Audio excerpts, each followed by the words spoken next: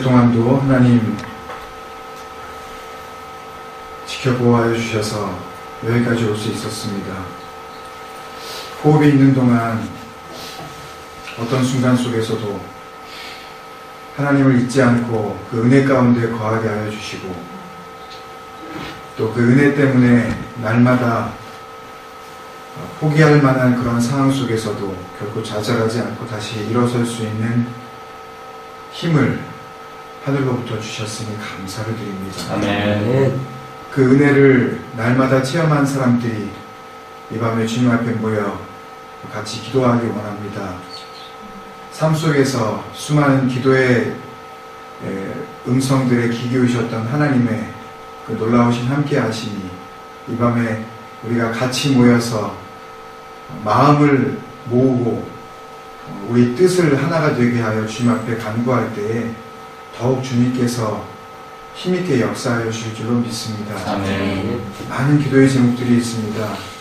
너무나 간절하고 너무나 오래도록 기도해 왔었던 우리의 기도가 하나님의 뜻과 하나님의 그 방법 안에서 아름답게 열매 맺어질 수 있도록 주님께서 강하게 역사하여 주옵소서. 아멘. 교회를 교회되게 하시려고 우리를 또 흩으셨다가 또 이렇게 모이게 하셨다가 하나님께서 인도하시는 줄로 믿습니다. 아멘. 우리는 우리의 계획과 생각으로 이렇게 하고 있는 것 같이 생각할지 모르지만 철저한 하나님의 섭리와 계획 속에서 이루어지고 있는 것임을 믿음의 눈을 열어 깨닫게 하여 주옵소서. 아멘.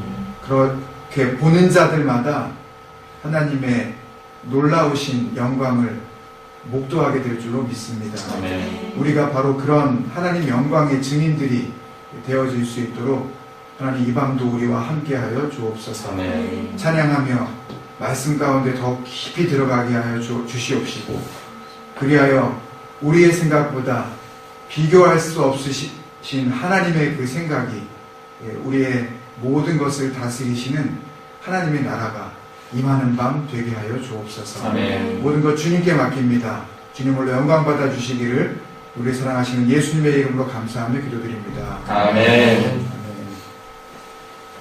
감사해요. 깨닫지 못했었는데 찬양 같이 합니다. 혼자 있으면 참 굉장히 힘든 것 같아요. 그리고 한국은 뭐 괜찮아요. 이렇게 눈만 돌리면 다 한국 사람인데 여기 있는 뭐 많아졌다 그러더라도 사실 만날 만한 사람이 없고, 그리고 많은 분들이 그랬어요. 뭐 교회를 다니시던 안 다니시던 이민 생활하면서 참 마음 맞는 사람 한 가정만 있어도 참 살만하겠다, 그런 이야기들 한 가정만 딱 있어도. 근데 믿음의 식구는 더 그런 것 같아요. 정말 영적으로 우리가 신앙 안에서 하나 된 그런 마음으로 나눌 수 있는 지체가 단 한 사람이라도 있다면, 그러면 우리는 정말 복된 사람이라고 저는 생각합니다. 지금 여기에 있는 우리들이 다 그런 지체 아닙니까? 나눌 수 있고, 또 나누고 나서 괜히 말했네, 그 뒤를 걱정하지 않는 그렇게 마음이 은혜 가운데서 하나가 된 그런 지체가 하나만 주셔도 참 감사한데 둘씩, 셋씩, 넷씩 이렇게 우리에게 주신 것, 이것만으로도 우리는 참 많은 것을 받은 사람들입니다. 그런 마음으로 우리가 이 찬양 드리면서 나 혼자 있으면 내가 얼마나 소중한지 내가 잘 깨닫지 못할 수 있었을 텐데, 저분 때문에, 이 집사님, 저 권사님 때문에 내가 참 소중하다는 것, 그리고 또 저분이 나에게 얼마나 소중하다는 것, 이거 알게 된 것. 그래서 우리의 쓸쓸함이, 그 외로움이, 그 고독함이 그대로만 있는 것이 아니라 오히려 그 고통 속에서 오히려 같이 손을 맞잡고 서로의 그 믿음의 온기, 그 영적인 따스함을 나눌 수 있다는 것, 얼마나 감사한지 모르겠어요. 죄송하지만 서건사님 안 오셔서 참 못 오셨지만, 이 1박 2일 짧은 그 시간을 통해서 참 가족이 있구나. 핏줄을 나눈 가족 말고도 우리가 함께 할 수 있는 가족이 있구나. 여차하면 이렇게 몰려서 하면 되겠구나. 위급한 상황에는 이렇게 하나 돼서, 그렇다고 뭐 그 집을 우리가 뭐 어떻게 하는 게 아닙니다. 많이 이상하게 돌아가니까 걱정하지 마시고, 하여튼 그런 의미는 아닌데, 이렇게 보듬어 줄 수 있겠구나. 정말 아무도 받아주지 않을 때, 오갈 데가 없을 때 우리가 그렇게 하나가 될 수 있겠네 라는 그런 생각을 또 한편 수련회를 지나고 나서 하게 되면서, 또 올라온 글들을 막 보면서 너무 풍성하고 감사하고 열매가 있는 그런 마음을 주셨습니다. 그런 마음으로 옆에 있는 분들을 사랑하고 또 그 사랑을 받은 것을 감사하면서 이 찬양 드리겠습니다.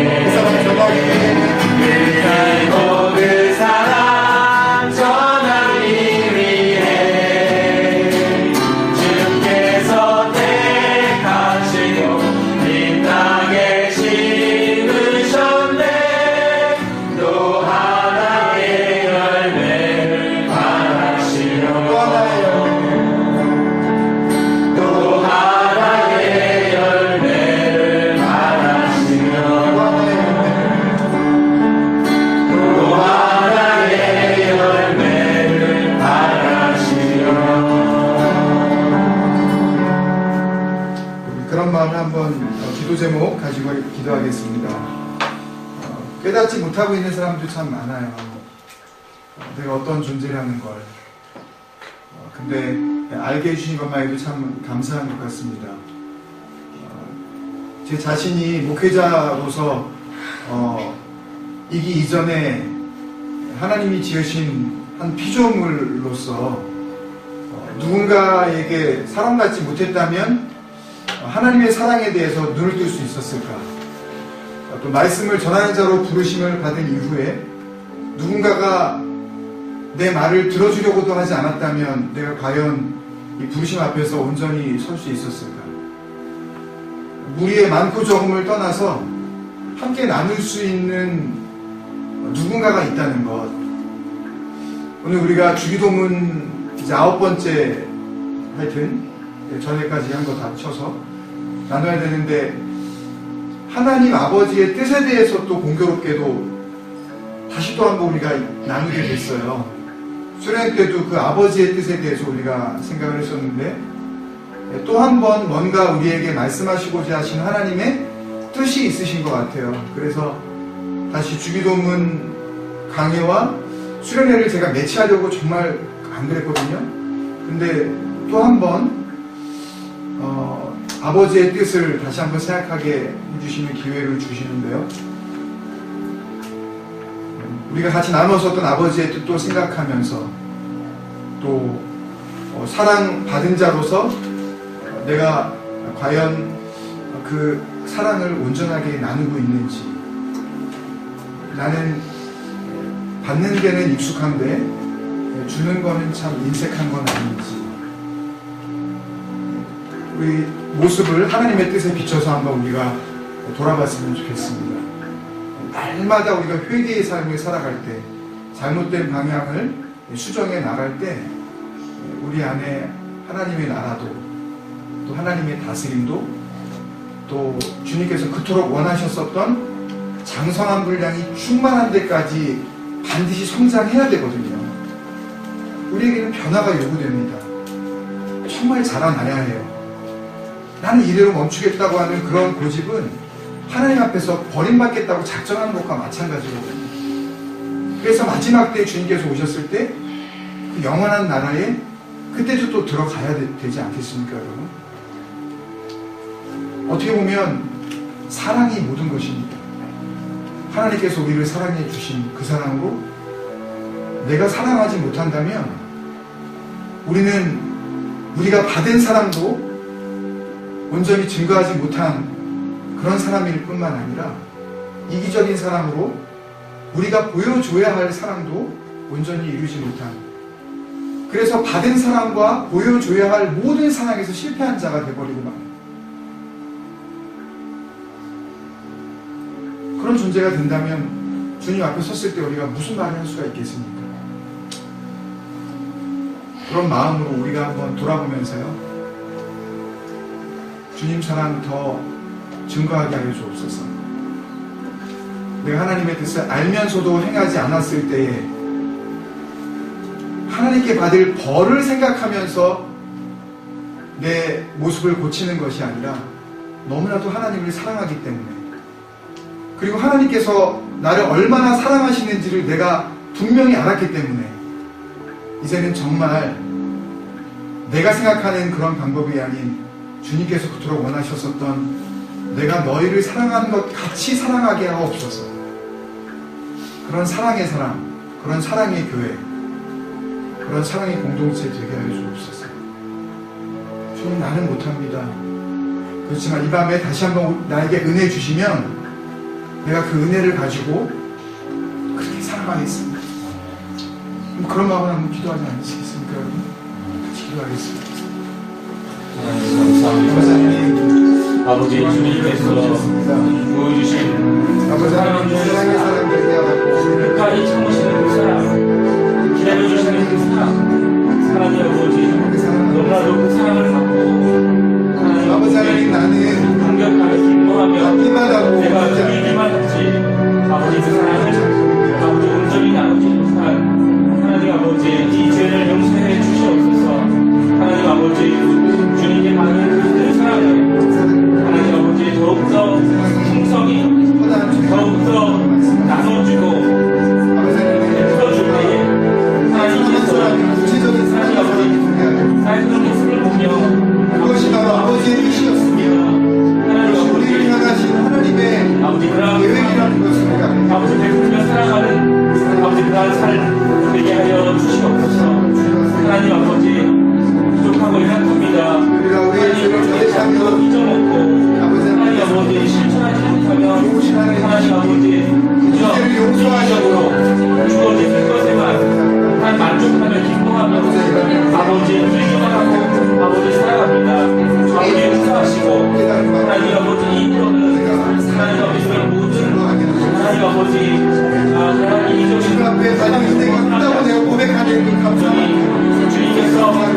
명하신 것처럼 서로 사랑하는 그 말씀대로 하나님 아버지 사랑하며 내가 먼저 나아가는 마음을 열고 나아가는 손을 먼저 내미는 하나님 아버지 그러한 사랑을 아버지 실천하며 사랑하는 주님을 낼 수 있도록 아버지가 인도해 주시기를 바라고 원합니다. 하나님 아버지 오늘 밤에도 주님의 뜻을 저에게 보여주시고 하나님 아버지 주님의 가진 사랑을 다시 한번 깨닫는 아버지 놀랍고 귀한 시간을 깨달아 주시기를 간절히 바라고 원합니다. 하나님 아버지 그저 마음으로 하나님 아버지 하는 것이 아니라 아버지 나의 삶 가운데서 아버지 녹아지고 실천되는 그런 깊이 있는 사랑 아버지 주님께서 오늘 아버지 그 사랑을 아버지 넘쳐나는 그 사랑 되게 해주시옵소서.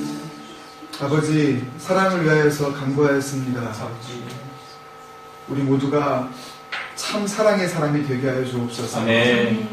엠마오로 정처 없이 가던 그 두 사람은 그 마음 가운데 미련한 마음, 더딘 심령으로 주님을 알아보지 못했습니다.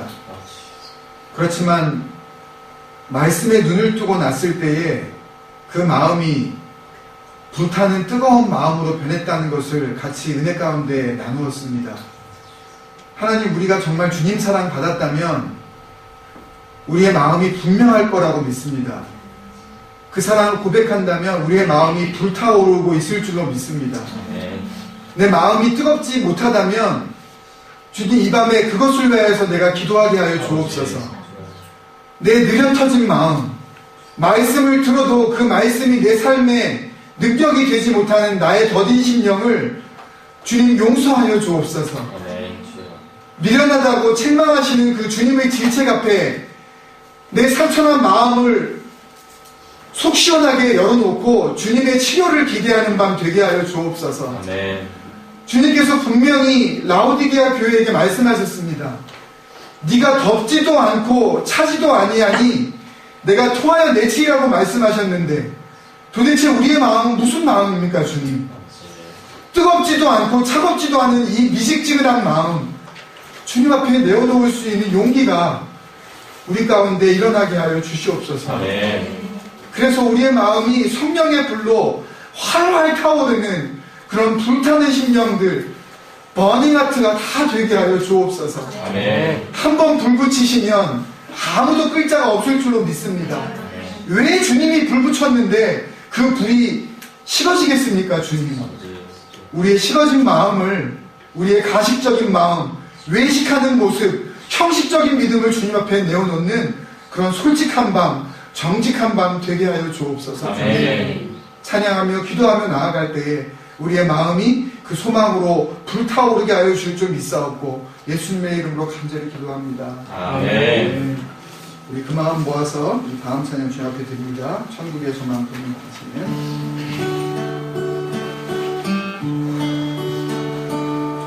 천국의 소망 부는 당신을 주님 앞에서 바로 당신을 그의 편지로 이 땅에 보내신 주의 손과 발 잡은 예수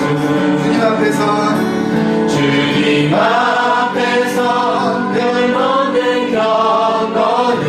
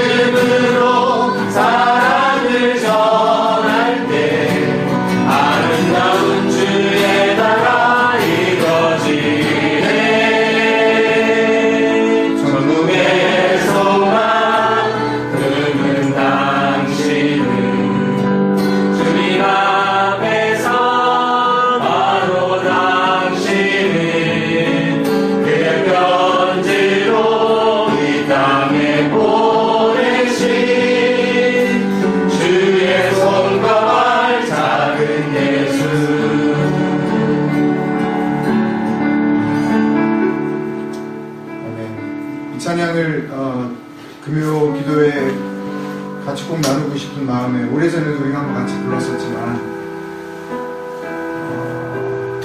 매일 찬양했어요. 매일 찬양하고 또 찬양하고 또 작은 소리로 읊조리고 시편 119편처럼 이 찬양을 부르면서 제가 제 자신에게 물었어요. 네 소망이 무엇이냐? 그럼 뭘 바라보고 있니? 그때 이 찬양이 하늘에서부터 주시는 대답이 되면서 마음 가운데 놀라운 평안이 있었습니다. 아, 그렇구나. 내가 바라보는 곳은 거기구나. 여기 살아요, 그죠? 오늘 뜻이 하늘에서 이룬 것 같이 땅에서도 이루어지다, 그 부분을 이제 나눠야 되는데, 하늘에서 이루어져야 할, 또 이루어진 뜻이 있지만 땅에서 이루어져야 할, 땅에서 이루어진 뜻이 또 있는 거거든요.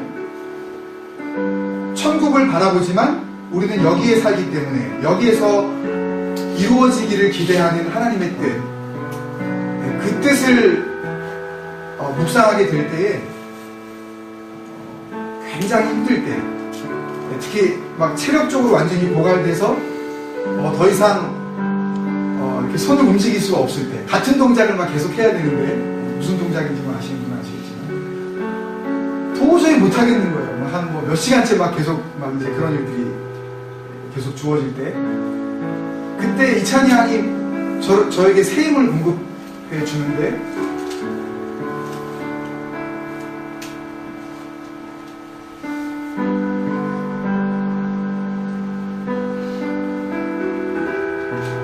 누군지는 모르지만 한 성도님의 고통이 저에게 고스란히 전달되어지는 거예요.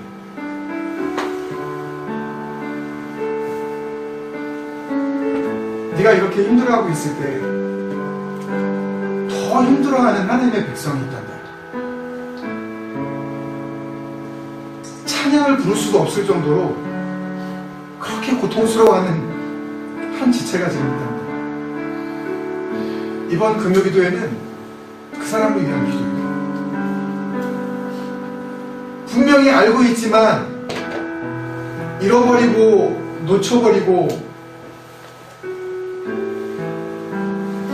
그렇게 지워져 버린 그 천국의 소망을 하나님의 이름으로 다시 각인시켜주는 그런 마음이 될 거다.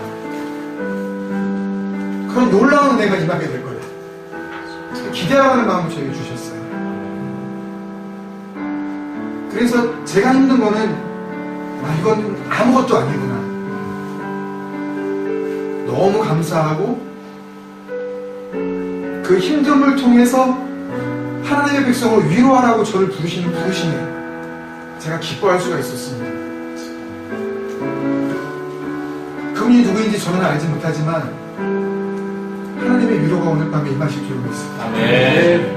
아멘. 사람이 100마디의 말로 위로한다 한들 달래질 수 없는 그 마음 가운데 하늘의 평화가 이 밤에 임할 줄로 믿습니다. 아멘. 하나님께서 기대하라고 하셨어요. 이렇게 치료해 주시고 이전보다 더 감격해 해주신다고 약속해 주셨습니다. 아멘. 그 모든 상처를 주님 앞에 내어놓고 그 아픔을 만지시기를 원하시는 하나님 앞에 우리가 같이 나갔으면 좋겠어요.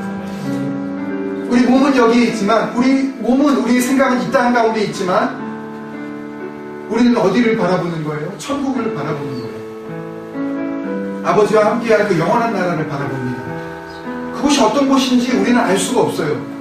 그렇지만 그곳이 어떤 곳이든지 간에 상관이 없어요. 그곳에 영원하신 아버지가 계신다는 것, 부모도 형제도 그 누구도 할 수 없는 목숨을 버리기까지 나를 사랑하신 예수님께서 거기 계시다는 것, 그 한 가지만으로도 저는 너무너무 기뻐요. 그곳을 향하여서 내가 지금 이 땅에서 쓰임을 받고 있고 그렇게 가슴 아파하는 목자 없는 양같이 그렇게 떠도는 백성들과 함께 할 수 있다는 것,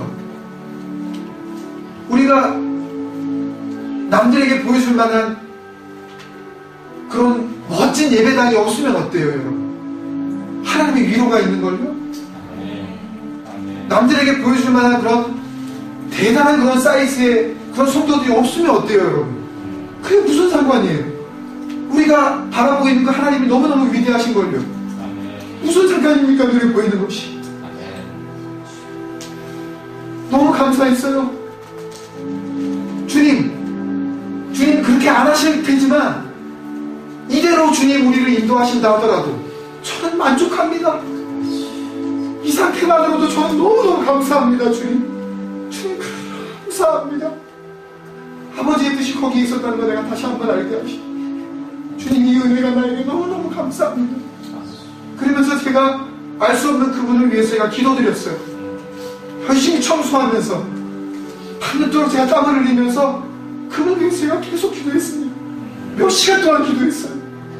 이 밤에 제가 알지 못하는 그 성도님을 위해서 그 중보의 기도의 능력이 임하실 줄로 믿습니다. 아멘. 아멘. 우리 그 마음을 가지고 내 기도도 참 급하지만 하나님 그 고통 가운데 있는 그 지체를 주님 바라보시옵소서. 하나님의 눈물이 있는 그곳에 나도 같이 눈물을 흘리게 하여 주옵소서. 주님 누구를 향하여서 바라보고 계십니까? 그런데 나는 도대체 뭘 바라보고 있습니까? 하나님 바라보시는 그곳을 향하여서 나도 바라보게 하여 주옵소서.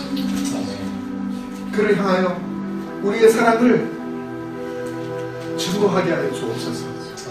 더욱 사랑으로 섬기게 하옵소서. 우리 그런 마음으로 기도로 섬기는 그런 시간 됐으면 좋겠습니다.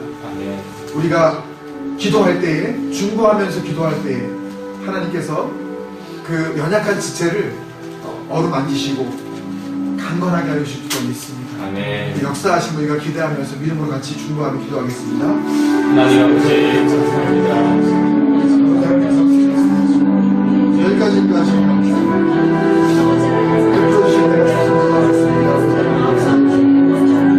아버지 그 은혜를 통하여서 우리가 여기까지 올 수 있었습니다. 하나님은 누군가가 하지만 너무나도 형식적이고 너무나도 눈에 보이는 것을 쫓아가며 아버지 하나님께서 바라시는 그런 진정한 영적인 삶이 아닌 아버지 하나님 자기를 속이고 나를 속이고 모두를 속이는 그런 삶 가운데 아버지 하나님 착각 속에 빠져있는 아버지 하나님 아버지 하나님 얼마나 생각하면서 그 마음 가운데 고통 중에 신뢰하는 하나님의 신실한 백성 아버지 하나님 그 사랑으로 우리가 같이 나가고 아버지 하나님 우리 성도의 중간보다 하나님 마지막에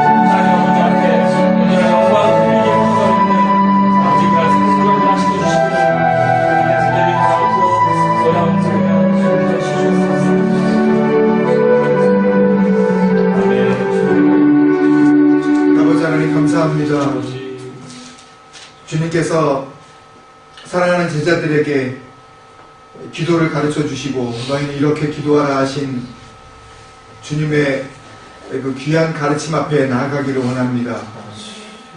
우리의 손과 발이 예수 그리스도의 바로 손과 발이 되어질 수 있도록 말씀 앞에서 나를 철저히 부인하고 주님을 인정하며 받아들이는 그런 역사가 나타나게 하여 주시옵소서.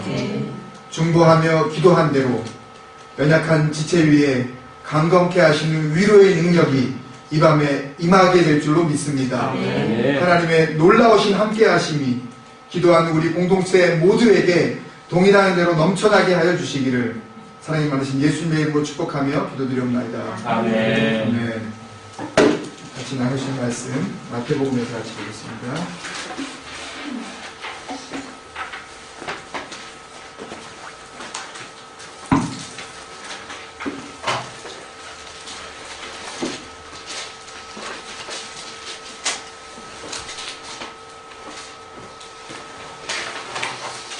마태복음 6장 9절에서 10절 말씀 한 목소리로 같이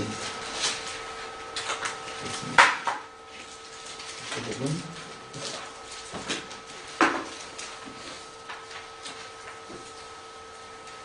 6장 9절에서부터 10절 말씀 같이 읽겠습니다. 시작. 그러므로 너희는 이렇게 기도하라. 하늘에 계신 우리 아버지여, 이름이 거룩히 여김을 받으시오며 나라가 임하시오며 뜻이 하늘에서 이루어진 것 같이 땅에서도 이루어지이다. 아멘. 어찌됐든 이 주기도문 9번째 시간입니다. 전에 했었던 그 8번 것까지 다 다시 뭐 정리할 수는 없고요. 제가 이 카페에다가 올린 대로 그 전에 기록하신 것들을 좀 이렇게 좀 되짚어 보시면서 그렇게 좀 복습을 좀 하실 필요가 있을 것 같습니다. 그 전 것들을 좀 잘 알고 그리고 이제 새롭게 좀 나누는 것들을 같이 나눴으면 좋겠습니다. 우리가 잘 알다시피 이 히브리 민족들이 이스라엘 민족들은 워낙 그 기도가 몸에 밴 사람들입니다. 이게 소위 그 율법으로 토라로 딱 정해진 그 기도 시간이 딱 세 차례 있어서 언제나 그 시간에 이제 기도하러 이제 성전으로 혹은 이제 회당으로 발걸음을 향해야 했죠. 근데 이제 기도가 그 형태가 있었던 것 같습니다. 그러니까 제자들이 세례 요한의 제자들도 다 그들이 받은 기도문이 따로 있더라. 그러니 예수님도 우리에게 기도문을 좀 알려주십시오 라고 이렇게 이야기를 한 거로 봐서는 사실 그 당시에 예를 들면 바리새파는 바리새파대로 또 사두개인은 사두개인대로 또 세례 요한이면 세례 요한 자기가 따르는 어떤 그 말씀의 지도자들이 추구하는 하나의 어떤 그 현대로 말하면은 사명 선언문 혹은 뭐 목회 방향 뭐 이런 의미에서 이렇게 틀로 만들어 놓은 정형화된 이제 기도문들이 있었다는 거죠.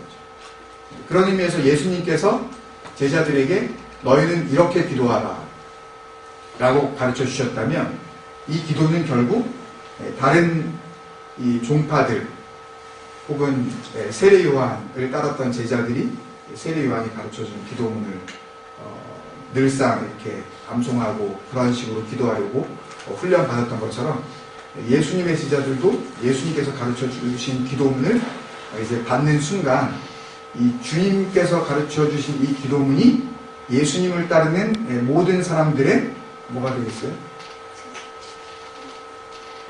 사명 선언문 내지는 제가 말을 중간에 여러 가지를 안 해가지고 짧게 말해야 되는데 비전 선언문이 되는 거죠.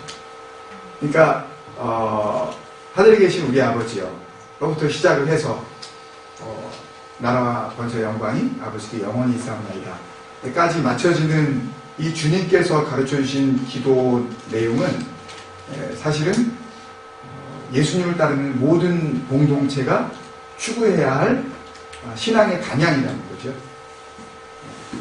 그런 의미에서 사실 교회가 올해 교회 표가 뭐예요? 아니. 그냥 이제 제가 그냥 그러는 거예요. 제가 여쭤보는 거예요. 그냥 이렇게 사람들이 그런다는 얘기죠. 우리, 올해는 표가 뭐예요?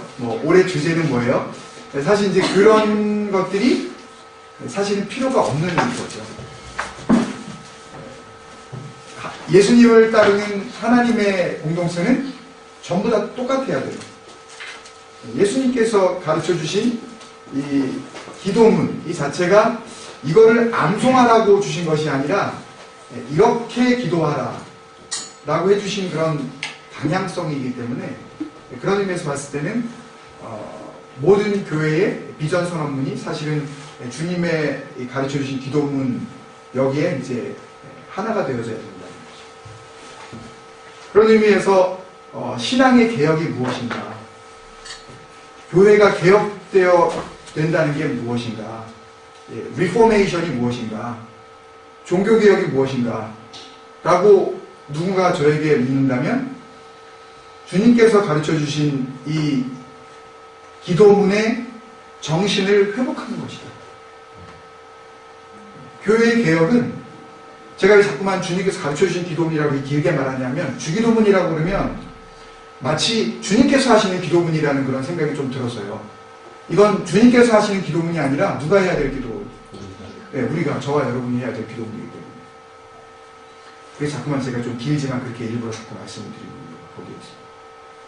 그래서 진정한 우리의 신앙의 개혁은 주님이 가르쳐 주신 이 기도의 내용에서 벗어났었던 우리의 일상의 삶들이 다시 이 주기도문, 주님께서 가르쳐 주신 기도가 요구하는 그런 삶으로 돌아오는 것.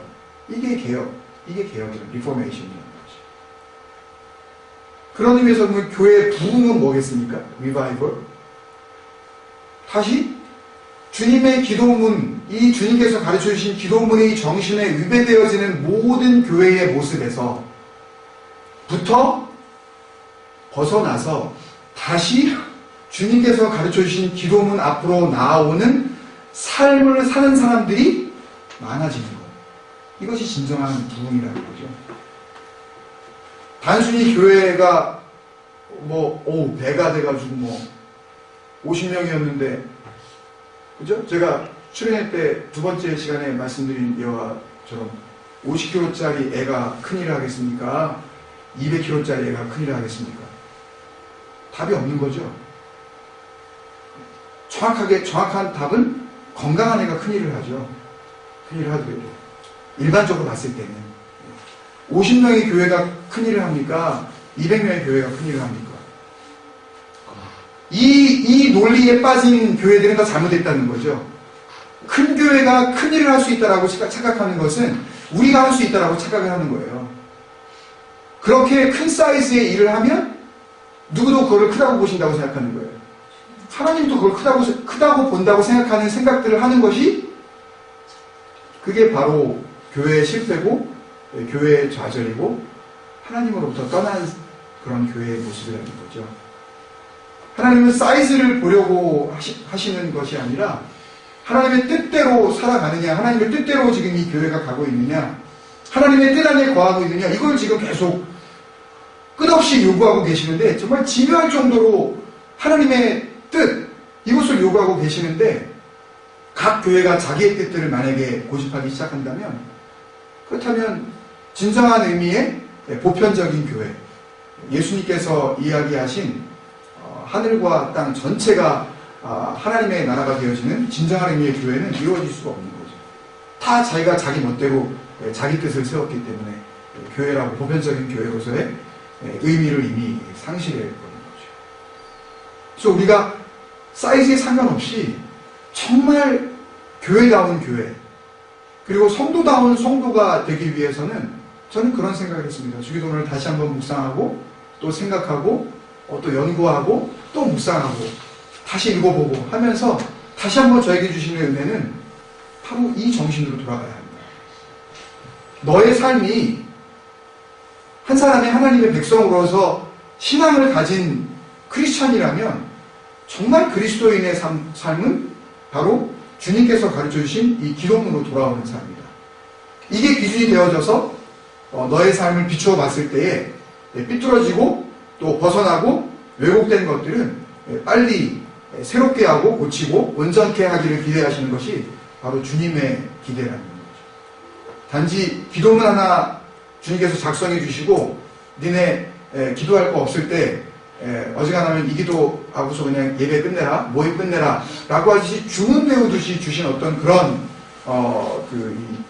하나의 그 패턴이 아니라는 거죠.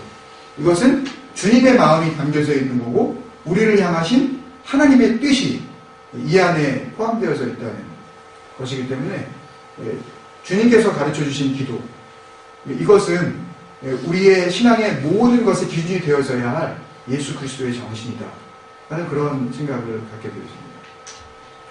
지난번 이제 기억나시는지 모르겠지만 나라가 임하시오며 라고 할 때 그 기억나시는지 모르겠는데 제가 심볼 얘기를 했습니다.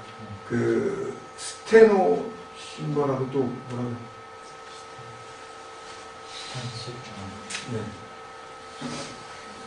스테노 심벌은 이제 그 고정된 심벌. 예를 들면은 빨간 신호등은 멈춰라. 네. 이거는 빨간 신호등이 요거 그 이외에 다른 뜻이 있는 게 아니죠, 그죠? 네. P 이렇게 원 이렇게 돼 있으면 이거는 딱 그 뜻밖에 없잖아요. 1시간 1분 파킹, 1시간 파킹이라고 하죠. 1시간 파킹이라 이게 딱 그 이외밖에 없는. 이게 스테노 심벌이고 텐시브 심벌이라고 그랬죠. 하나님의 나라는 네. 함축된 의미. 여기 여러 가지 의미가 있는데 이제 세 가지로 나눠서 창조주가 피조물을 다스리는 나라, 다윗의 왕권이 회복되어진 나라, 사탄의 다스림이 끝나고 예수 그리스도의 다스림이 온전케 되어지는 나라. 이것이 여기서 말하는 나라가 임하옵시며, 그리고 임하시오며의 에르코마이라는 단어에 대해서도 제가 잠깐 설명했는데, 이 단어가 가지고 있는 세 가지 중요한 뜻을 말씀드리면서, 이 단어가 가지고 있는 뜻이 첫 번째 다스립니다. 두 번째가 자라납니다. 세 번째가 들어갑니다. 그러니까 나라가 임하시오며 라고 할 때 이 임하시오며 라는 이 뜻은 단순히 하나님 나라가 임하시오 여기 이렇게 오시고 이렇게 최하늘과 새 땅에 오시고 단순히 이런 정도의 의미가 아니라 하나님이 다스리시는 그런 상황이 된 것이 하나님의 나라입니다.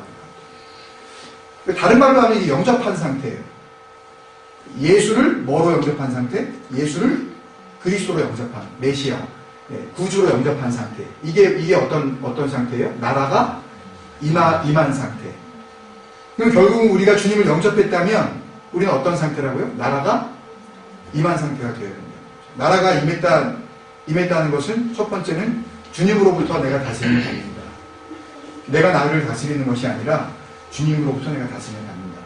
그러니 누가 신앙인이라 그럴 때, 누가 교회 다닌다 그럴 때, 누가 무슨 장로님이다 어쩐다 권사님도 이렇게 이야기한다 그럴 때 그게 중요한 게 아니라 그 타이틀이나 어떤 그런 경력이라든지 그 사람의 프로필이 중요한 게 아니라 뭐가 중요한 거예요? 이 사람의 삶을 통해서 하나님의 다스리심이 증명되어지고 있느냐, 빛된 삶을 살고 있느냐. 빛이 뭐라 그랬어요? 일단 착해야 된다 그랬잖아요. 사람과 하나님 앞에서 정말 착하냐 이 사람이. 굉장히 간단한 논리예요. 분명하거든요 이건요. 일단 착하지 않으면 완악하다. 문제가 있습니다. 죄송하지만 손가락머리가 아직 있다.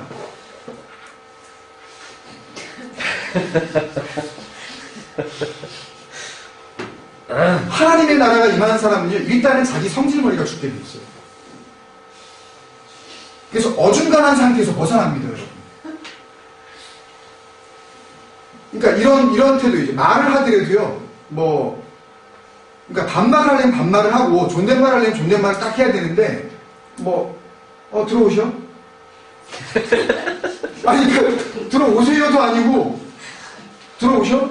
이거는 존댓말을 하려고 하는 건지, 반말을 하려고 하는 건지, 아니, 정말 그 세상 말로 그냥 까서 말하려면 그냥 내리 깔아서 말하든지, 아니면 올려드리려면 올려드리든지, 태도가 분명해야 돼. 내가 어떤 태도를 취할 것이냐, 이 사람을 존중할 것이냐, 이건 존중도 아닌 것 같고 그렇다고 나를 무시하는 것 같지는 않은데 굉장히 뒤끝이 애매한 거예요. 돌아서면서. 그럼 한 번도 못 느껴보셨어요? 하나님의 뜻을 따르는 사람들은 분명하다고요, 태도가. 사랑을 할 건지, 아니면 순결할 건지, 불결할 건지, 정확하게 자기가 구분을 해, 어디에 거할 건지, 존중을 할 건지, 아니면 무시를 할 건지, 이게 분명하다고요. 주님께서도 모든 사람을 존중하지 않았잖아요. 여러분 착각하지 마셔야 할 게, 아버지의 뜻이 착하다 그래서 모든 사람에게 무슨 간이웃을 대고 다 빼놓은 얼빠진 사람처럼 하는 게 착하다고 착각하시면 안 돼요. 아닌 것에 대해서는 우리는 여지없이 하나님의 기준을 들어서 아니라고 이야기할 수 있는 그런 교회가 돼야 돼요. 아닌데도 불구하고 괜찮아요? 이건 사랑도 아니고 존중도 아니고 이건 배려도 아니고 아무것도 아니고 순결도 아니에요. 그건 착각하지 마세요. 그 기준조차도 우리가 말씀으로 돌아가야 하는데 분명해져요. 다스림이 있기 시작하면 말투부터 달라집니다. 존댓말을 쓰려면 정확하게 존댓말을 쓰고, 내 태도가 분명하다는 얘기죠. 사람에 대해서 어떻게 해야 될지. 내가 반말을 하려면 반말을 정확하게 하고, 내가 인사를 하려면 제대로 인사를 정확하게 하고, 이거 인사를 하려고 하는 건지 아니면 받기만 하려고 하는 건지 딱 인사를 하려고 하는데 이런 태도 있잖아요. 아주 애매모호한 태도. 그죠?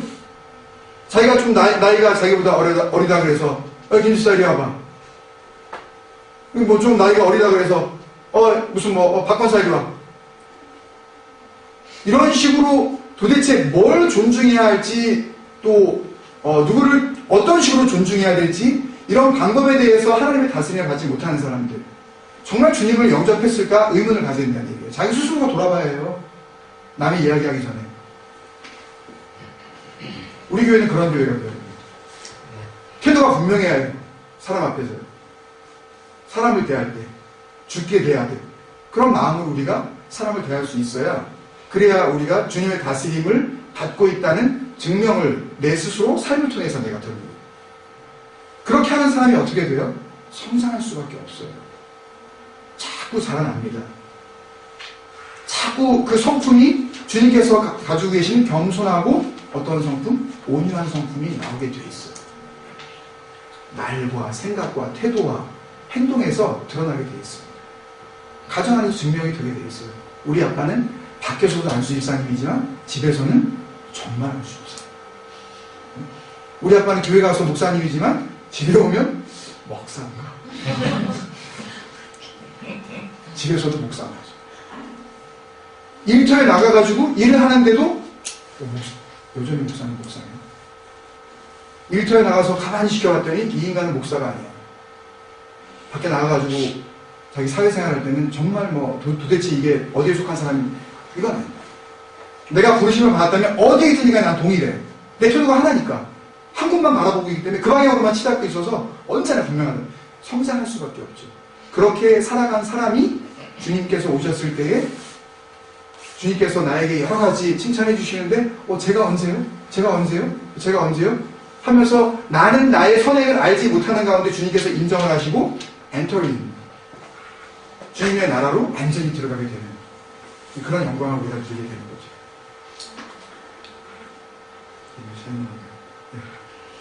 그게 지난 시간에 우리가 좀 나누었었던 그 나라가 임하시오며 라는 그런 부분입니다. 오늘 간단하게만 제가 좀 설명할 수 있으면 참 저도 감사하겠는데요. 첫 번째, 이렇게 기도하라 다음에 이제 본문 읽었고, 그 다음 1번, 뜻입니다. 뜻. 그러니까, 우리가 지난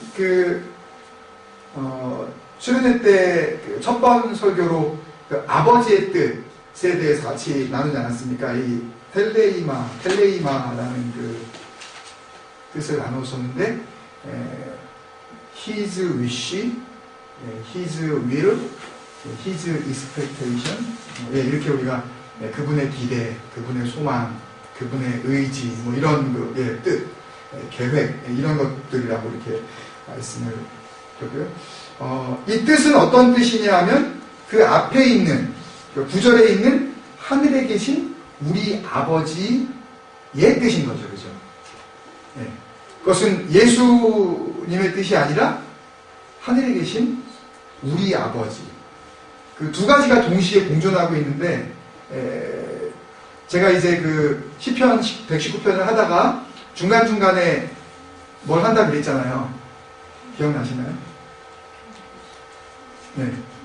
그거. 예. 그거의 주제가 여기에 좀 담겨져 있어요. 그러니까, 하늘에 계신이라는 부분은 초월성이에요. 경계지역 벗어나기. 예, 맞습니다. 또 얘기 안 하고 넘어가면 또 뭐야. 경계지역 벗어나기라는 제목으로 이제 또 다른 말씀을 중간중간에 좀 이렇게 같이 하고 싶은데요.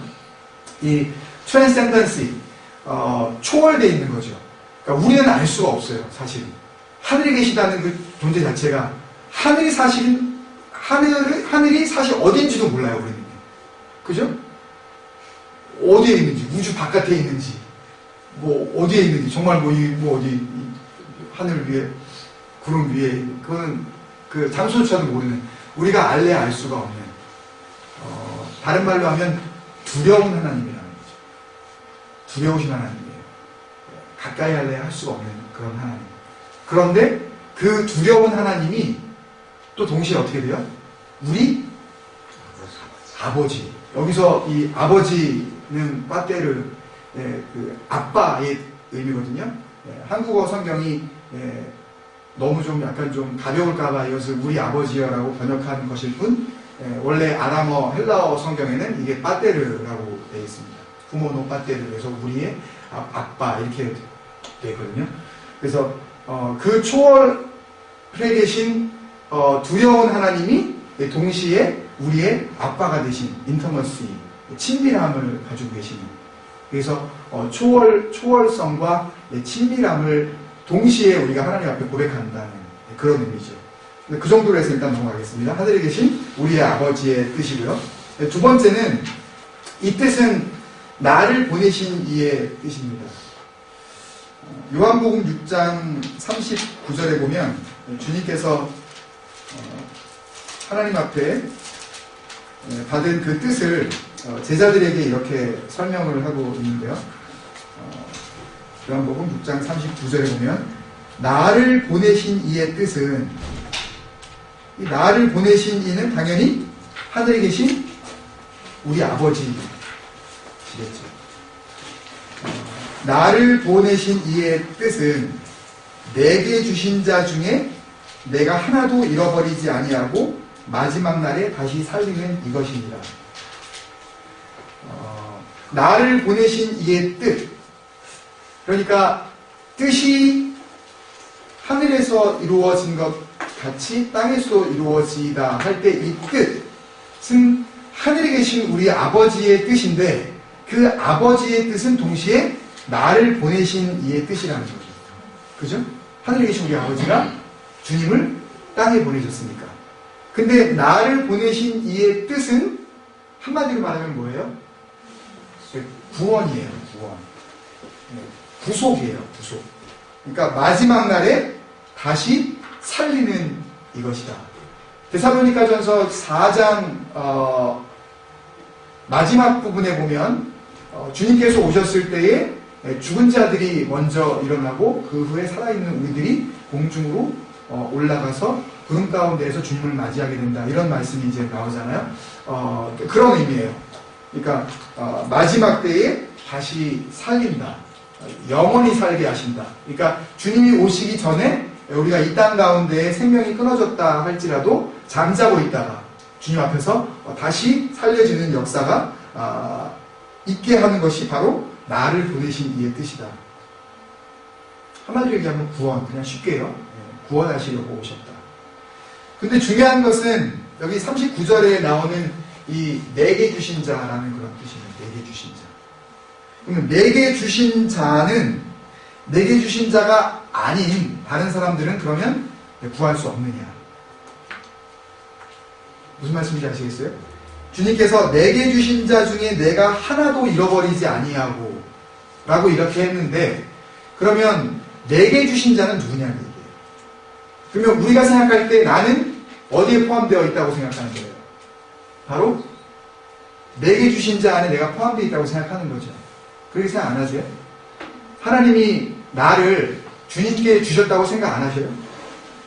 나는 안 주셨을 것 같다고 생각하시면 한 분도 없으시잖아요. 그죠? 그러면 내가 하나님으로 인하여서 주님께 주어졌다는 것, 이건 어떻게 증명하는 거예요? 그러면 만약에 주지 않은 사람은, 역으로 말해서 하나님께서 주님께 주지 않은 사람은 아무리 해봤자 안 된다는 얘기, 구원이 안 된다는 이야기 아니에요. 그 사람만 하나도 잃어버리지 아니하고 마지막 날에 다시 살리는 것이 아버지의 뜻인데, 주지 않은 사람까지 주님께서 살리시려고 하실 필요가 하나도 없다는 거죠. 역으로 그렇게 된단 말이죠. 그러면 나는 하나님께서 예수님께 주신 사람인지 아닌지 내가 어떻게 알 수 있냐. 그 증거들을 문맥을 통해서 한번 살펴봤습니다. 첫 번째는 그 위에 37절입니다. 아버지께서 내게 주신 자는 어떻게 한다고요? 다 내게로 온다. 내게로 온다. 능동태예요. 자기가 오는 거예요. 스스로 일어나야 돼요. 어떤 형태든지 간에 자기가 능동적인 그런 이 결정이 내려져야 되는, 그러니까 내가 구원을 선택한다라는 의미가 아니라 주님께 와야 된다. 주님께로 나와야 된다라는 의미가 있다는 거예요. 첫 번째는. 좀 더 분명해집니다. 이제 밑으로 내려갈수록요. 그 다음에 다시 40절에 보시면요. 내 아버지의 뜻은 아들을 보고 믿는 자마다 영생을 얻는 이것이니, 그랬으니까 다시 한번요. 내 아버지의 뜻은 아들을 보고 믿는 자마다 다 영생을 얻는 이것이니, 이 영생은 39절에 마지막 날에 다시 살리는 것과 병행하는 거죠. 무슨 말씀인지 아시겠죠? 영생은 여기서 이터널 라이프라고 하는 이 주님께서 주시겠다고 하는 이 영생은 마지막 날에 살리는 것, 이것이 곧 영생이죠. 그렇다면 주님 아버지께서 나에게 주신 자, 내게 주신 자라는 의미는 결국 아들을 보고 믿는 자가 되는 거죠. 그러니까 내게 주신 자는 내게 오는 자요, 내게 오는 자는 아들을 보고 믿는 자라는 의미입니다. 아들을 보고 믿는 자라는 의미가 뭘까요? 아들을 뭘로 믿는 거예요? 아들로 믿는 거예요. 아들로 믿는다는 뜻이 뭐예요? 예수를 보고 뭐로 믿는 거예요? 하나님의 아들로 믿는 자. 조금 더 구체적으로 현실 가운데 그러면 이게 어떻게 증명이 되느냐? 그 전의 말씀 26절에 보면 주님께서 이런 말씀을 합니다. 같은 6장 26절에 예수께서 대답하여 이르시되 내가 진실로 진실로 너희에게 이르노니 너희가 나를 찾는 것은 나에게 오는 이유가 두 가지인데, 한 부류는 표적을 보고 오는 사람이 있고, 또 한 부류는 떡을 먹고 배부르기 때문에 오는 사람이 있다. 그 전에 바로 어떤 일이 있었는지 아시잖아요? 장정만 5,000명, 보리떡 5개, 물고기 2마리를 가지고 수많은 사람을 먹이셨잖아요. 그리고 나서 사람들이 난리가 난 겁니다. 보통 능력이 아니잖아요.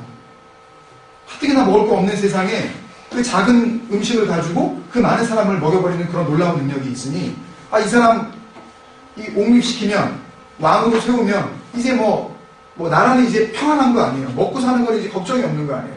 예? 보리떡 5개 가지고 뭐 다 먹을 정도로. 그랬으니 보리떡 한 50개만 있으면 한 500개만 있으면 완전히 나라 끝나는 거 아니에요, 이제. 그런 생각을 가지고 있었다는 거죠. 그래서 아들로 믿는 사람, 그리고 정말 주님께 오는 사람, 그리고 하나님께서 내게 주신 자의 증거는 어디에서 나타나냐 하면 예수님의 모든 행사를 사인이거든요. 영어의 사인의 이 어원이 됐습니다. 표적으로 볼 것이냐, 아니면 빵으로 볼 것이냐. 그러니까 내가 예수님을 향하여서 구하는 것이 아들이냐, 아니면 빵이냐. 다시 말하면 내가 가지고 있는 예수님을 통해서 바라보는 소망이 천국이냐, 아니면 이 땅에서 잘 먹고 잘 사는 거냐. 더 좀 적나라하게 이야기하면 내 기도의 내용을 분석해 봤을 때 내 기도가 하늘나라 소망을 둔 예수 그리스도의 그 나라를 향한 그런 소망이 담겨져 있는 기도의 제목이 간절하냐, 아니면 이 땅 가운데 있는 문제 해결되는 것만 급급한 그런 기도 제목으로 꽉 차 있느냐. 이 사람들은 예수님께서 그 사람들이 오는 것은 표적이 아니라, 표적을 본 까닭이 아니라 떡을 먹고 배부른 까닭이다. 그러니 예수님께 다시 왔을 때에 그 사람들을 먹고 배부르게 할 만한 자기가 원하는 그 기도의 응답이 되어지지 않으면, 그러면 다시 예수님을 예수님으로 하나님의 아들로 인정 안 한다는 거죠. 내가 기도했으면, 내가 달라고 했으면 그 내용이 어떤 내용이든지 간에 상관없이 그 내용에 대해서 들어줘야 된다는 얘기예요. 내 기도가, 내 기도에 있어서 누가 주인이 되는 겁니까? 누가 주권을 쥐고 있는 거예요? 내가 주권을 쥐고 있는 거죠. 그것에 대해서 응답되어진다라고 했을 때, 나 기도 응답 많이, 나는 뭐 기도 응답 너무 얼마나 응답을 해주시는지 막 굉장히 조심해야 돼요. 이런 그 이야기들을요. 그 응답이 뭔데요, 이게? 오늘도 떡 달라고 그러고, 내일도 빵 달라고 그러고, 모레도 더 큰 거, 더 많은 거, 주님, 전에 것은 됐고, 이번에 거 한방 그냥, 요번엔 제대로입니다, 요번에. 계속 이런 식으로만 기도하는 그 기도를 가지고 응답받았다고 하는 그런 응답의 어떤 그런 간증이라든지 그런 나눔이라든지 이런 거는요, 정말 하나님 앞에서는 그건 하나님의 영광을 가리는 일입니다. 그런 것을 가지고, 좋으시겠어요. 그렇게 맞장구칠 일이 아니에요. 그렇게 말을 할 수가 없지만 마음속으로는 참 안타까운 거예요. 표적을 바라보지 않고 주님 앞으로 나아가는 그 영혼을 우리가 불쌍히 여겨야 합니다. 두고두고 기도해야 될 제목이에요. 하나님을 바라봤을 때 하나님을 하나님으로 바라보지 않고 하나님의 얼굴을 소망하는 것이 아니라 하나님의 뭐만 바라보는 것이, 하나님의 손만 바라보고, 여기서 뭐가 나오나? 이것밖에 바라보진 않는 거예요. 여기서 뭐가 안 나오면 그러면 좋으신 하나님이 아닌 거고, 여기서 뭔가 나오면 참 좋으시네, 할렐루야가 되는 거예요. 이런 신앙은 신앙이 아니에요. 이거는 하나님을 믿는 이런 정말 진정한 신앙 이외에 다른 엉뚱한 것을 믿는 모든 소위 종교들이 똑같은 짓을 하고 있는 거 아니에요? 절에 가면 똑같은 거 빌지 않나요? 부처님 그러면서 이번에 한 번만 이거 되게 해주시면 내가 부처님을 위하여서 이름만 바꿔놓으면 끝나는 거예요. 이름만 바꿔놓으면.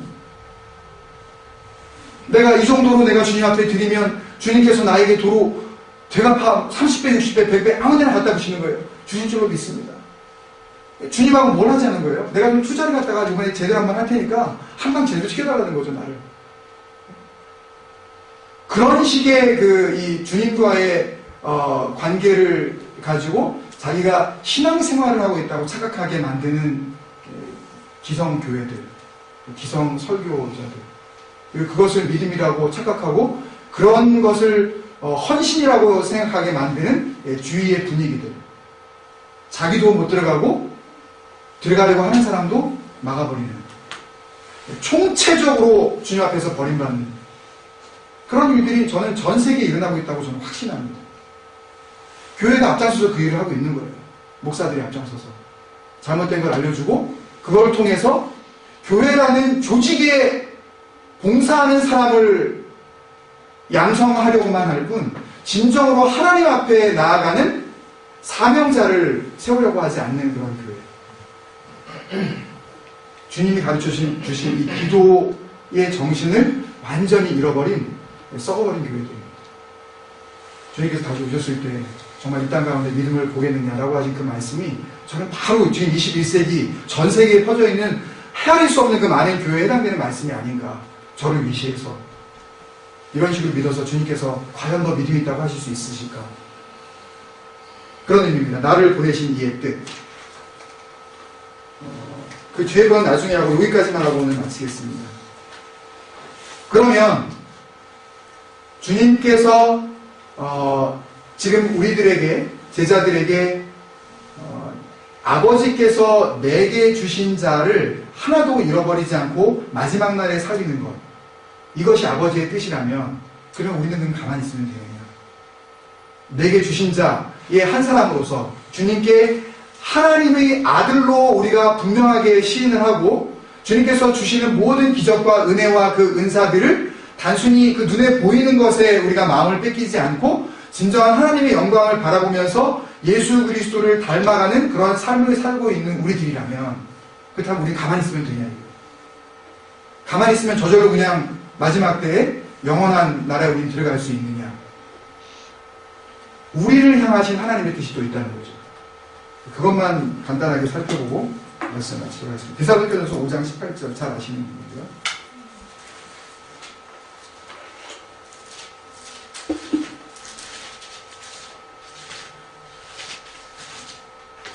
이걸 한번 같이 해서 읽어보실까요? 데살로니가전서 5장 18절. 그렇죠? 시작. 범사에 감사하라. 이것이 그리스도 예수 안에서 누구를 향하신? 너희를 향하신 하나님의 뜻입니다. 그러니 하늘에 계신 우리 아버지의 뜻은 내게 주신 자를 향하신 나를 보내신 이 주님 예수님께 대해서는 나를 보내신 이의 뜻이 되는 거고요. 또 우리들에게 대해서는 너희를 향하신 하나님의 뜻이 되는 거죠. 이 하늘에 계신 우리 아버지의 뜻과 예수님에게 있어서는 예수님을 이 땅에 보내신 그분의 뜻과 또 내게 주신 자들, 즉 우리 모두에게 향하신 하나님의 뜻은 표현의 방식만 다를 뿐 같은 뜻이에요. 뭘로 통칭이 되는 거죠? 아버지의 뜻으로, 하나님의 뜻으로 통칭이 되어지는 거죠. 마지막 여기 그 말씀이 데살로니가서 5장 18절에 나와 있습니다. 이 말씀은 사실 그 위로 좀 많이 거슬러 올라가야 되는데 12절부터 사실은 좀 봐야 됩니다. 12절을 제가 읽겠습니다. 데살로니가전서 5장 12절. 형제들아 우리가 너희에게 구하노니 너희 가운데서 수고하고 첫 번째요. 주 안에서 너희를 다스리며 그 다음에 세 번째 권하는 자들 너희 가운데 수고하고 너희를 다스리며 너희를 권하는 자들을 너희가 알고 라고 지금 이렇게 이야기를 했는데요. 이 세 가지에 해당되어지는 이 모든 말들은 한마디로 이야기하면 교회 안에서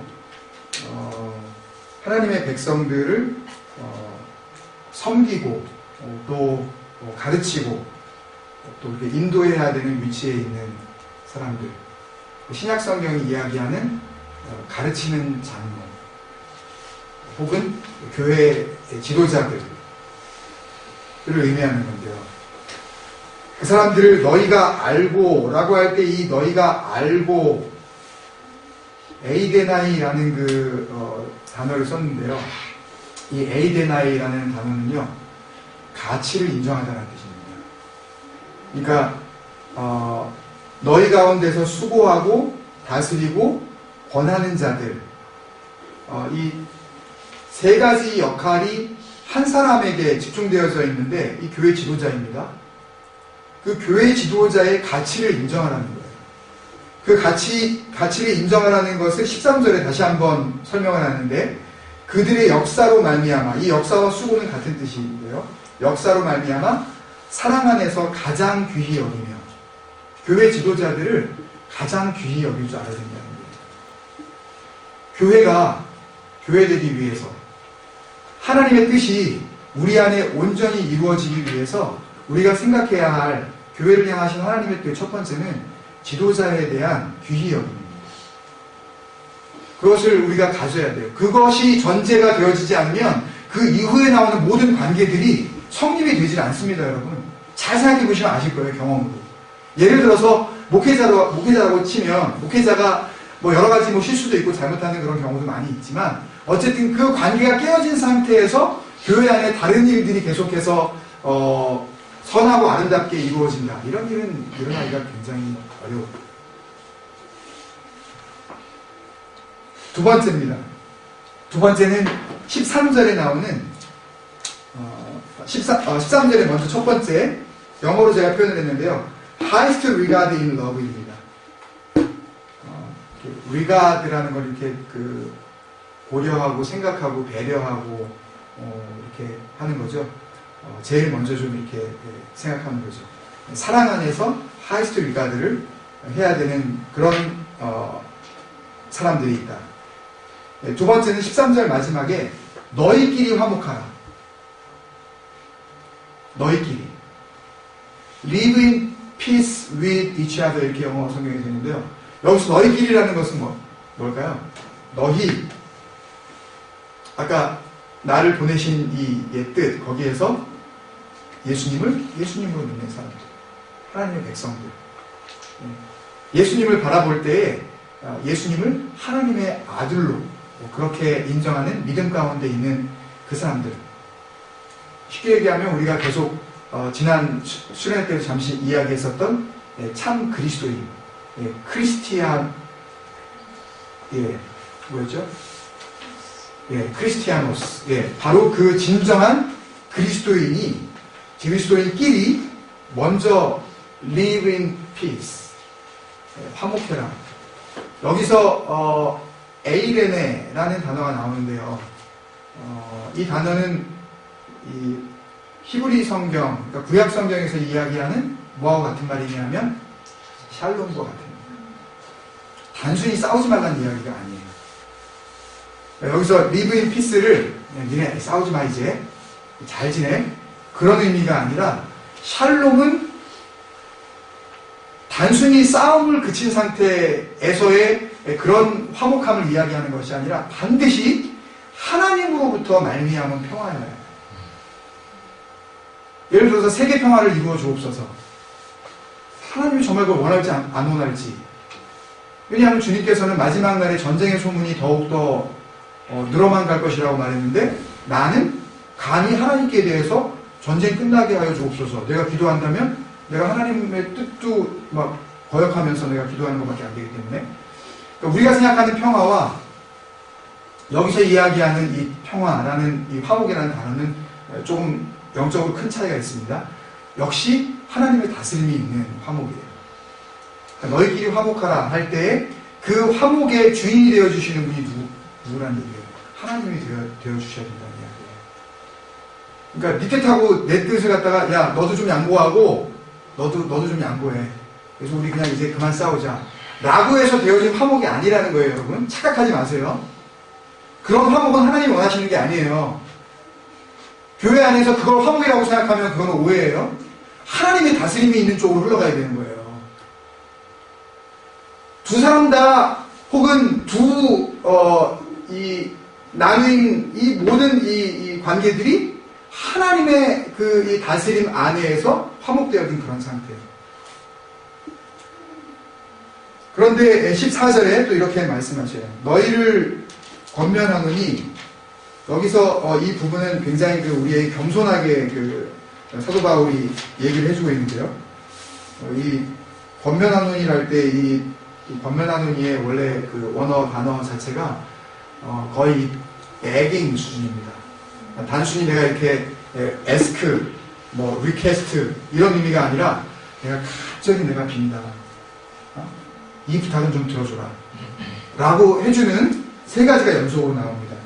첫 번째는 게으른 자들을 권계하며 이게 의미 그대로 해석하면 좀 안 돼요. 예를 들어서 같이 교회 생활 하는데 좀 게을러. 그런 사람을 갖다가 권계해라. 이 권계라는 것은 영어 성경에 보면 워닝이라고 되어 있거든요. 근데 여기서 이 게으른 자는 아닥투스라는 이 헬라어 내가 맛이 필요는 없는데 군사 용어예요. 그러니까 군인들 중에서 훈련받지 않고 지금 전쟁에 나간 사람. 여기서 게으른 사람이라는 이야기는요, 아직 훈련받지 않은 사람. 아직 전혀 신앙의 훈련이 안 돼 있는 사람. 네? 그 사람을 어떻게 하라고요? 네, 권계하며 그 사람에게는 경고를 주라. 그 사람에게는 따끔하게 어드머니시라는 이야기, 충고해주라는 얘기. 그러지 말라고. 그렇게 신앙생활하는 건 아니라고. 이게 교회가 해야 될 일이에요, 여러분. 만약에 교회 나가는데 누가 그러면 와, 교회 참 대단하네요. 그리고, 네? 그러니까 이제 딱 나왔는데 뭐 조금 그 훈련받지 못한 모습이 보이는데 누군가 교회 지도자가 딱 가가지고 뭐 성도님, 뭐 형제님, 자매님 교회에서 그렇게 하시는 거 아닙니다. 원인이거든, 원인. 그러면 그 교회 나오겠어요? 어쨌든 이 교회가 교회되기 위해서 우리가 알아야 되는 부분이에요. 두 번째는 마음이 약한 자들. 여기서는 심리 상태가 굉장히 불안해가지고 무슨 조금만 말만 해도 상처받고 그런 사람을 말하는 게 아니고요. 마음이 약하다는 이야기는 어제 마음이 약하니까 또 이게 아니라 낙심 가운데 있는 자. 낙심 가운데 있는 자에게는 뭘 하라고요? 격려하라고, 인커리지하라고요. 위로해 주라고요. 나는 마음이 약하니까 언제나 나는 격려만 받아야 돼. 라고 요 구절을 그렇게 도용하면 절대 안 되는 겁니다. 그 사람은 나는 끝없이 마음이 약하기 때문에 하여튼 죽을 때까지 나는 언제나 위로만 해봐도 나는 막 마음이 약해. 나 엄청 약해, 나는. 이러면서 그렇게 할 일이 아니라는 거예요, 이건. 그 다음에 세 번째, 힘이 없는 자들. 나 힘없어. 팔 힘 하나도 이런 그 파워리스를 의미하는 것이 아니라 영적인 힘. 뭐겠어요? 믿음 없는 사람들. 믿음이 아직 없어요. 아스데논이라는 이 단어는 단순히 힘이 없는 게 아니라 영적으로 지금 전혀 기력이 없는 사람들. 이 사람들을 안 되겠을 때 붙들어주라는 이야기예요. 좀 자꾸 이 사람을 갖다가 세워줄 수 있는 그런 지원을 서포트를 해주라는 이야기예요. 믿음이 아직 없으니까. 이런 사람들, 이 세 부류의 사람들, 훈련도 받지 못했고 낙심 가운데 있고 믿음도 없는 사람들, 이 사람들을 공통적으로 어떻게 하라고요? 모든 사람에게 14절 Be patient. Be patient. Be patient. 그런데 그 사람들에게 다가가는 우리의 태도가 오래 참음이 있어야 된다는 이야기죠. 우리가 잘 알다시피 고린도전서 13장에 나오는 사랑은 제일 처음에 뭘로 시작하죠? 오래 참고. 단순히 어떤 시간 속에서 그냥 이렇게 참아내는, 견뎌내는 것만을 의미하는 게 아닙니다. 여기서는 단순히 기다려주는 걸 의미하는 게 아니에요. 여기에 권계하고 격려하고 붙들어주며, 나는 이런 우리의 도움과 나눔과 이런 영적인 지원이 이 오래 참 안에 포함되어 있는 거예요. 아무 말 안 하고 가만히 기다려주는 것, 이것을 사랑이라고 생각하면 안 됩니다. 말할 건 말해줘야 되고요, 지적할 건 지적해줘야 되고, 도와줄 것은 도와줘야 된다. Be patient입니다. 마지막에 16절부터 18절에 저는 그렇게 은혜를 받았습니다. 항상 기뻐하라. 쉬지 말고 기도하라. 범사에 감사하라. 이게 가능한가요? 어렵잖아요. 이것을 저는 be a true worshiper. 진정한 뭐가 되라? 예배자가 되라. 어떤 상황에서도 주님께 예배 드리는 거예요. 예배 가운데 우리가 기뻐하죠. 하나님을 기뻐하죠. 찬양이 그런 거 아니에요? 그런 글을 김병익 사님 올려주시지 않았습니까? 이 기쁨이 단순히 예배 가운데만 있는 것이 아니라 일상의 삶 가운데에 체험되고 준비된 자들이 그 체험을 통해서 오히려 공중의 예배를 통하여 그게 폭발되어진다.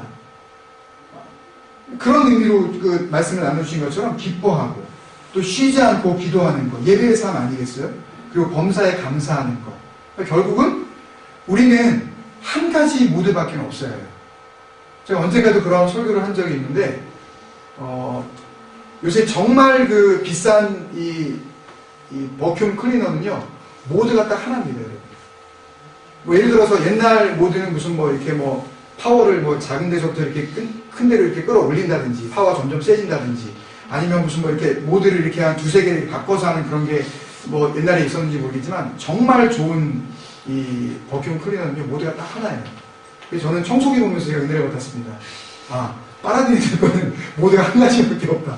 주님으로부터 빨아들이는 능력은 조금 빨아들였다, 무슨 세게 빨아들였다, 그냥 하여튼 내가 할 수 있는 최고의 힘을 다해서 계속해서 빨아들이는 거다, 나는.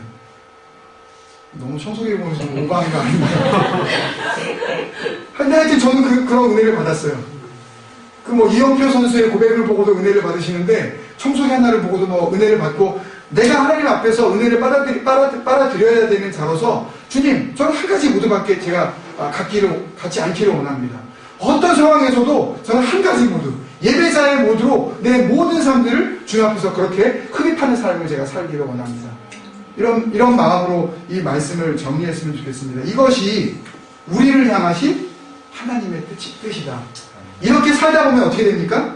이렇게 살다 보면 어떻게 돼요? 23절에 그러다 보면 너희의 온 영과 혼과 몸이 우리 주 예수 그리스도께서 강림하실 때 흠없게 보존되기를 원합니다.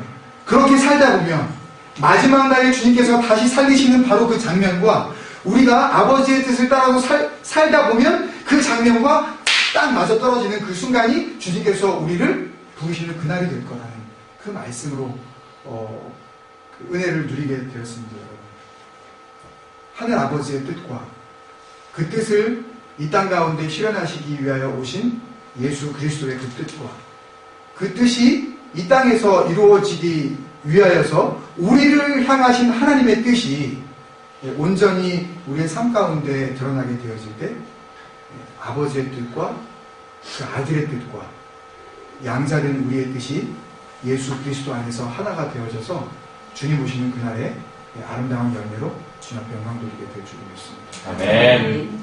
그렇게 살면 여러분 몸도 건강해질 줄 믿습니다. 아멘. 그런 삶을 살다 보면 너무 건강만 추구하려고 하다 보면 건강은 얻을지 모르지만 다른 것은 이룰 수가 있습니다.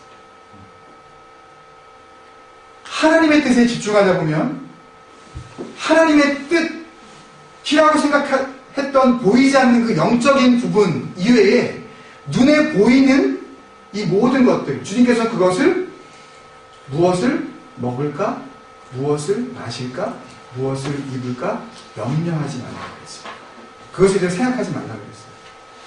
그리고 우리는 먼저 그의 나라와, 그죠? 그의 나라가 임하시오며 그 의를 기도하는 게 아니고 구하면이라는 것을 추구하면, 그런 삶을 살면, 아버지의 뜻을 따라 살면, 그러면 우리가 생각하지도 않았었던, 구하지도 않았었던, 염려도 안 하고 달라고 하지도 않았었던 이 모든 것을 주님의 나라와 의와 함께 더하여 주시리라. 그건 주님께서 베풀어 주시는 거예요. 여러분 건강만 해서 뭐 하겠습니까? 그 건강한 몸을 가지고 하나님께 진정으로 영광을 돌릴 수 있는 아버지의 뜻을 알아차리지 못하는 그런 삶이라면 그 건강한 몸이 오히려 자기에게 저주가 될 것입니다.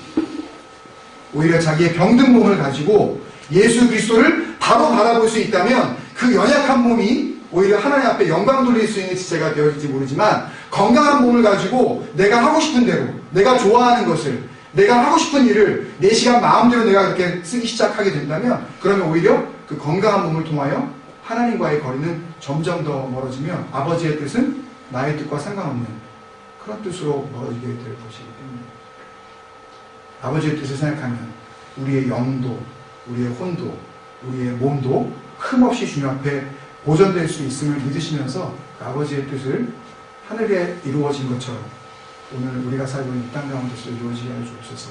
그것이 우리의 기도가 되어지고 우리 가정의 목표가 되어지고 우리 공동체의 비전이 되어져서 그렇게 섬겨나갈 수 있기를 간절히 소망합니다. 아멘. 기도하겠습니다. 아버지 하나님,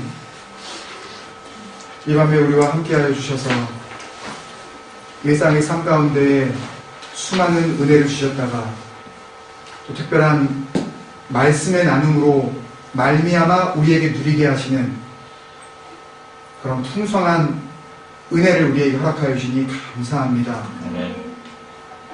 아버지 하나님, 이 땅에 오신 하나님의 아들이신 예수께서도 자기를 보내신 바로 그분의 뜻을 따라 살아가셨다면 하물며 피조물인 우리들의 삶일까 생각하게 되는 그런 귀한 시간이었습니다. 아버지 하나님, 우리의 삶을 돌아보게 하여 주옵소서. 주님께서 오셨을 때에 천사장의 그 호령과 그 심판주의 영광으로 이 땅에 다시 오시게 되었을 때에 내 혼과 영과 몸이 정말 흠없이 보전되어질 수 있는지 우리의 삶을 돌아보는 그런 복된 회개의 은혜가 우리의 삶 가운데 풍성히 나타나게 하여 주시옵소서. 그래서 하늘에서 이미 이루어진 그 아버지의 뜻이 사탄과 마귀의 권세가 득세하고 있는 이 땅 가운데에서도 온전히 하나님을 바라보는 우리들에게는 동일하게 이루어지는 놀라운 역사가 있게 하여 주시옵소서. 가정에까지 하나님의 뜻이 이루어지게 하여 주시옵시고 우리 자녀들에게도 동일한 하나님의 뜻이 이루어지게 하시며 그 가족들이 모인 이 공동체 안에 하나님의 뜻은 더욱더 단단하게 열매 맺게 하여 주시옵소서. 주의를 사모하면서 예배를 준비하게 하여 주시옵시고 그 마음 가운데 하나님께서 더욱더 풍성한 은혜로 채워줄 줄로 믿습니다. 이 밤에 계속하여 주님 앞에 간절히 기도할 때에 우리의 기도가 하나님 앞에 상달되어지는 향기로운 제물이 되어짐으로 하나님께서 받으시고 기뻐하시며 우리에게는 주님의 뜻 가운데 이루어주시는 놀라우신 응답이 열매 맺게 하여 주옵소서. 감사하고 예수님의 이름으로 기도합니다. 아멘.